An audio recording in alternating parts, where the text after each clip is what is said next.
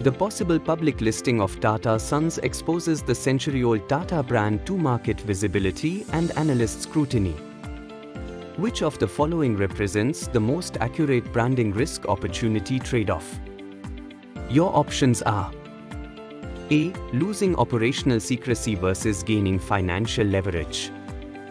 B. Diluting heritage mystique versus strengthening credibility through transparency. C. Reducing philanthropic perception versus improving profit signaling. D. Weakening House of Brands identity versus improving product recall. And the correct answer is option B. Diluting heritage mystique versus strengthening credibility through transparency.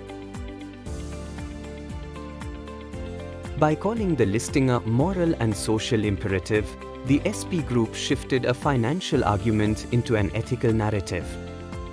This move best illustrates which modern corporate communication approach?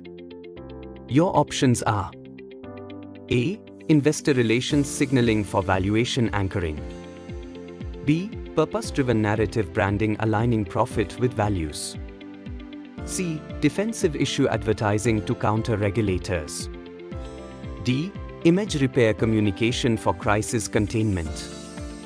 And the correct answer is option B. Purpose-driven narrative branding aligning profit with values.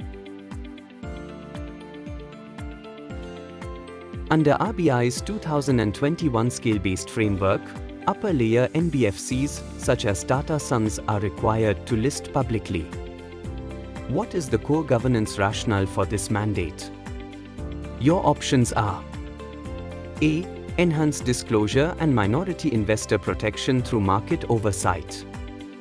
B. Facilitate merger of large NBFCs with public sector banks. C. Reduce competition in the non-banking financial sector. D. Shift supervision from RBI to SABI entirely. And the correct answer is option A. Enhance disclosure and minority investor protection through market oversight.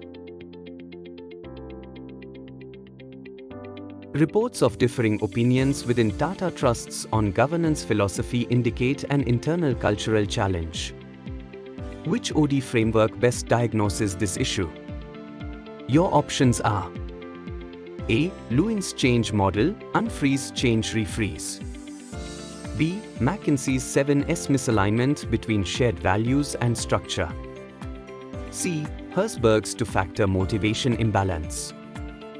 D. Vroom's expectancy performance gap. And the correct answer is option B. McKinsey's 7S misalignment between shared values and structure.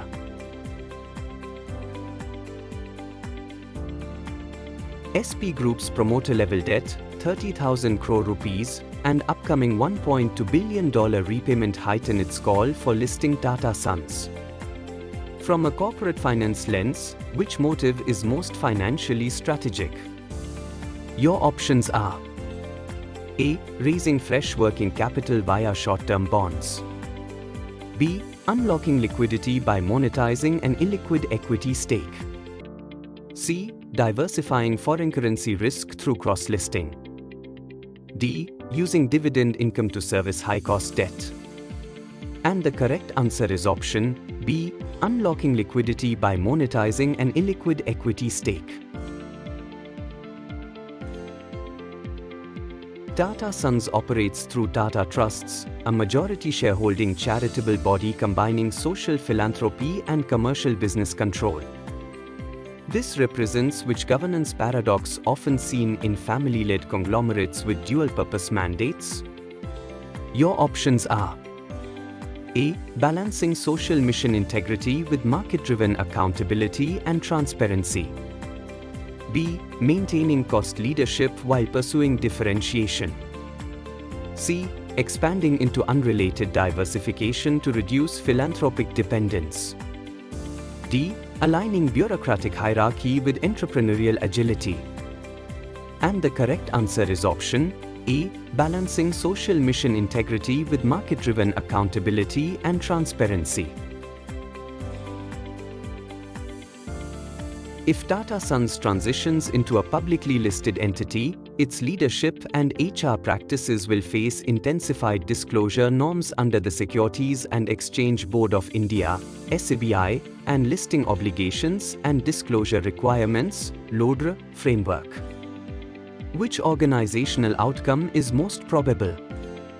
Your options are: A. Reinforced ethical leadership through structured accountability, board evaluations, and whistleblower mechanisms. B. Centralized HR decision-making to restrict transparency.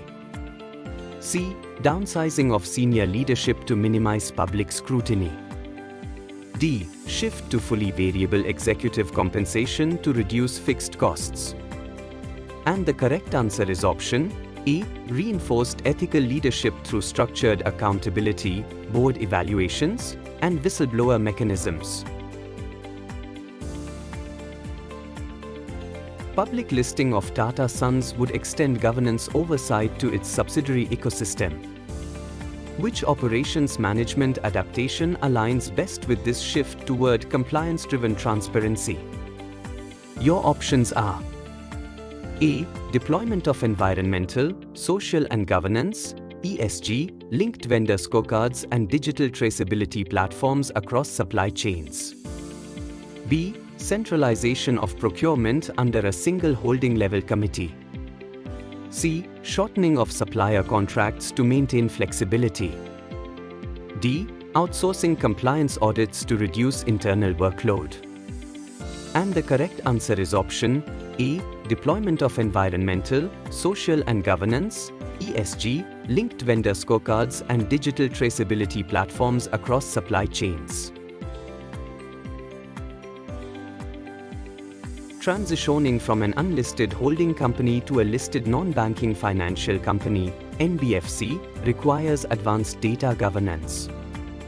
Which information technology (IT) system upgrade would be essential for compliance under the International Financial Reporting Standards (IFRS)? Your options are: A. Implementation of an integrated enterprise resource planning (ERP) system aligned with IFRS for real-time financial consolidation and regulatory reporting. B. Adoption of customer relationship management (CRM) software for client analytics. C. Deployment of enterprise-wide human capital management systems. D. Creation of decentralized manual audit workflows across subsidiaries. And the correct answer is option A. Implementation of an integrated enterprise resource planning (ERP) system aligned with IFRS for real-time financial consolidation and regulatory reporting. As an independent director at Tata Sons, you are confronted with regulatory pressure from the Reserve Bank of India (RBI) for mandatory listing and internal resistance from the promoters. Which strategic approach balances fiduciary duty, compliance, and brand legacy most effectively? Your options are: A. Engage collaboratively with RBI and SEBI to design a phased compliance roadmap ensuring transparency, continuity, and brand trust.